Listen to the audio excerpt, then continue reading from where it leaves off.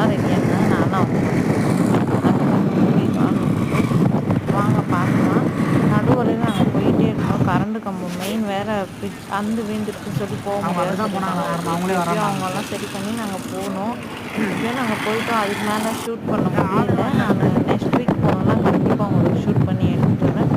நம்ம வீடியோ பிடிச்சிருந்துச்சுன்னா நம்ம சேனல் லைக் பண்ணுங்கள், ஷேர் பண்ணுங்கள், சப்ஸ்கிரைப் பண்ணுங்கள். Thank you all.